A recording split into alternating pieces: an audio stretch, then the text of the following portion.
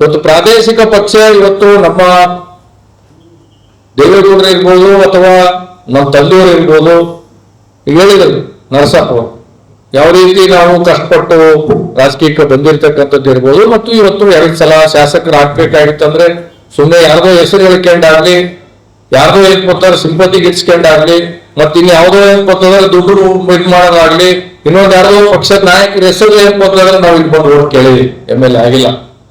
ನಮ್ಮ ಸ್ವಂತ ಶಕ್ತಿ, ಸ್ವಂತ ಪ್ರಯತ್ನ, ಪಕ್ಷದ ಕಾರ್ಯಕ್ರಮಗಳು ಮತ್ತು ನಮ್ಮ ತಂದೆಯವರು, ನಮ್ಮ ದೊಡ್ಡಪ್ಪವರು ಸುದೀರ್ಘ ಸಾರ್ವಜನಿಕ ಜೀವನದಲ್ಲಿ ಅವರು ಹೋರಾಟ ಮಾಡಿದ ಪ್ರಯುಕ್ತ ಇವತ್ತು ನಾವು ಇಲ್ಲಿ ಬಂದಿರ್ತಕ್ಕಂಥದ್ದಿದೆ.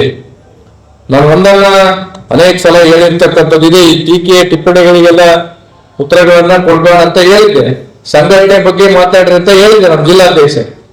ಈಗ ಅದು ಸ್ವಲ್ಪ ಬೇರೆ ರಾಂಗ್ ಮುಂದಾಗಿದ್ದೆ. ಇವತ್ತು ನಾನು ಒಂದನ್ನ ಹೇಳ್ತಕ್ಕಂಥದ್ದು ಇಷ್ಟೇ, ನಾನು ಅನೇಕ ಸಲ ವೇದಿಕೆಗಳನ್ನೆಲ್ಲ ನಾನು ಸ್ವಲ್ಪ ಅಗ್ರೆಸಿವ್ ಆಗಿ ಚಾಲೆಂಜ್ಗಳು ಮಾಡಿದೆ. ನಾನು ಇವತ್ತಿಗೂ ಅದ್ರ ಮೇಲೆ ಬದ್ಧತೆ ಇದ್ದೀನಿ, ನಾನು ಬದ್ಧನಾಗಿದ್ದೀನಿ. ಯಾರ್ಯಾರು ಅಭಿವೃದ್ಧಿಗೆ ನಮ್ಗೆ ಸಹಕಾರ ಕೊಡ್ಲಿಕ್ಕೆ ಅಂತಾರ,